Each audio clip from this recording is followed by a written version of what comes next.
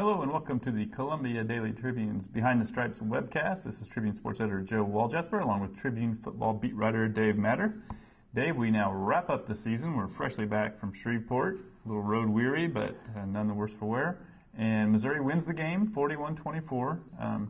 Wasn't a game with a lot of national importance. Obviously, 2 7-5 teams. From the Missouri angle, I think a lot of maybe the storyline was how will Missouri fare against this team, which is allegedly built kind of like an SEC team. They fared pretty well. I mean, did you take much away from that game? I mean, going forward, is that significant? I don't know if you can take too much away from one game, but Missouri did do the things well that you have to do well to play in the SEC. And I thought they ran the ball really effectively against a pretty good rush defense.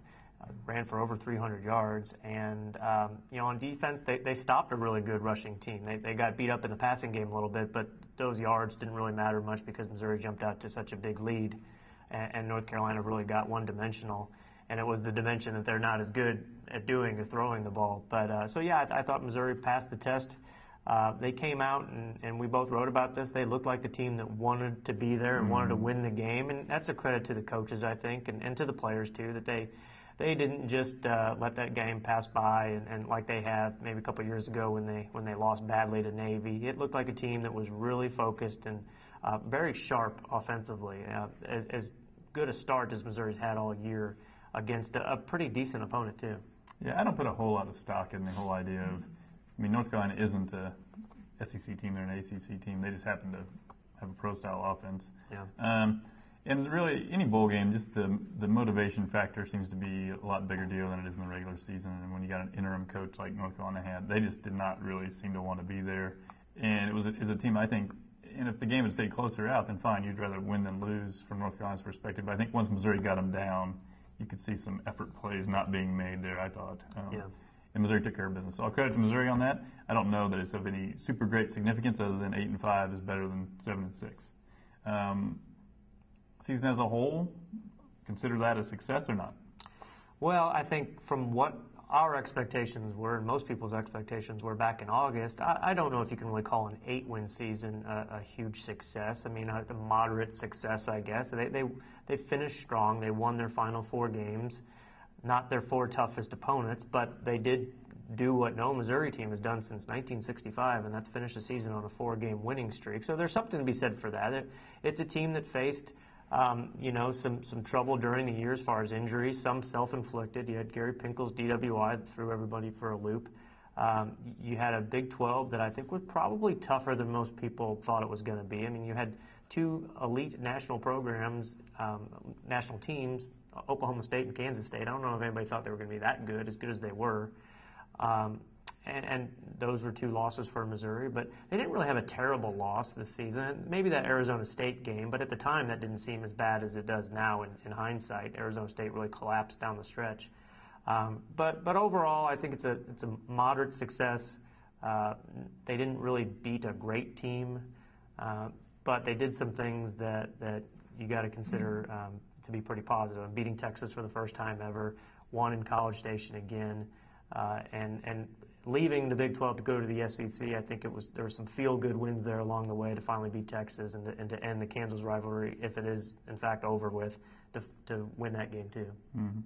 I guess if you look at it from the standpoint of you won 8 games in what could be considered a down year. If that's your down year, that's a pretty good deal. I think when you also look at it, I think they won 1 game they were expected to lose by the odds makers, and they lost 1 game they were favored to win. They were favored to beat Kansas State and lost that game, and they were an underdog to Texas A&M and won that game. So it was just sort of what you expected kind of year, Sure. Nothing special.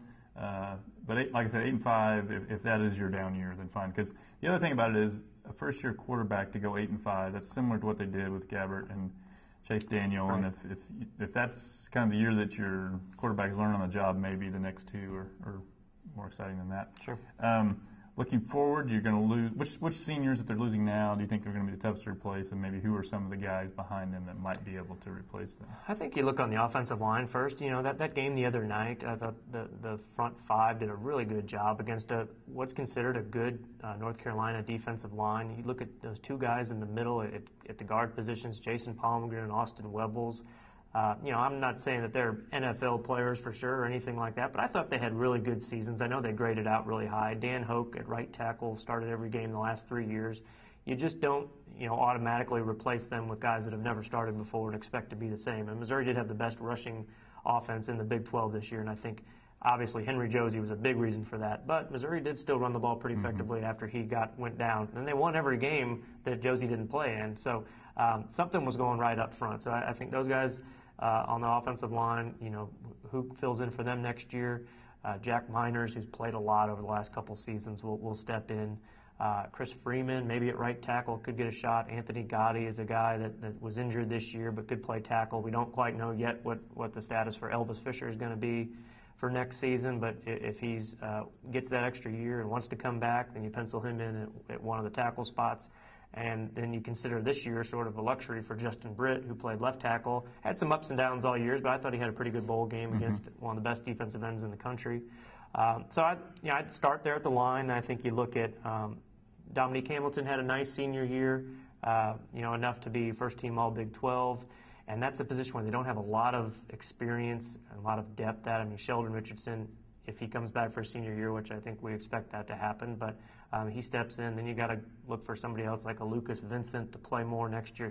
He had a couple big stops in that game the other night, but was definitely their fourth guy during the season. So you're going to be a little thin, a little inexperienced at defensive tackle.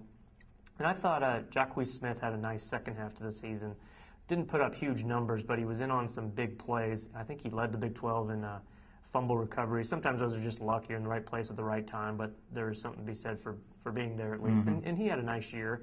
He was a good leader on that side of the ball. So I think those are some players you look at. Kenja Jackson is a nice leader in the back end of the defense, but I think that's a position where Missouri can afford to get better at safety. They've got to get better there. They've got to be physical, and they've got to cover better because outside of E.J. Gaines, they didn't have a guy that consistently covered well downfield.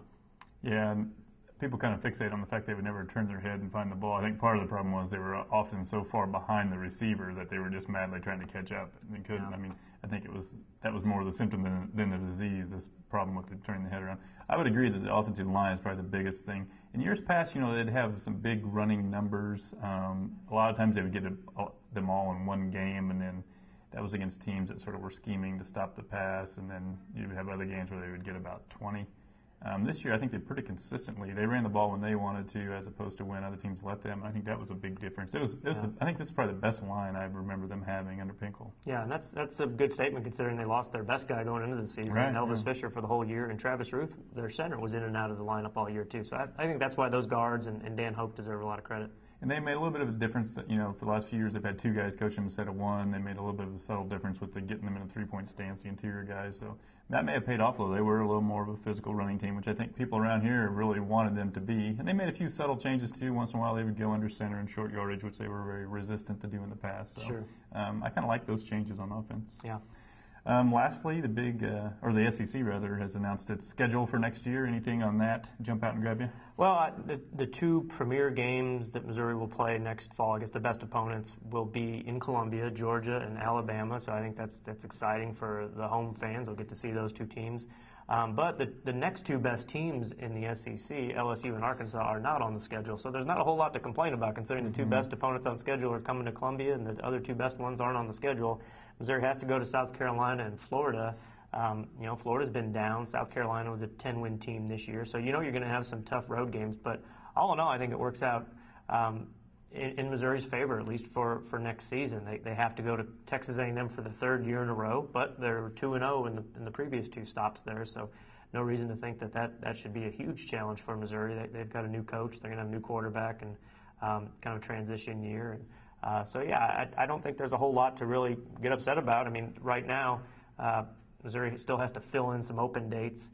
The only one for sure that is settled is Arizona State comes here, and that's another program that's going through a coaching change, so you're not quite sure what to expect from the Sun Devils. But it'll be interesting to see how Missouri fills out those other three non-conference games. I think they'd like to stick to their normal philosophy of getting a FCS team and then two non-BCS teams. They had a couple on the schedule, Miami, Ohio, a road game there, and Southern Illinois coming in here. they'd like to keep those games. They're just not going to be on the same date because those are filled up by the SEC games. So a little bit of sense of closure there. At least you know who Missouri's playing and when they're playing them. Just a few little questions to resolve until then. All right. Well, thanks for joining us throughout 2011, and join us again in 2012.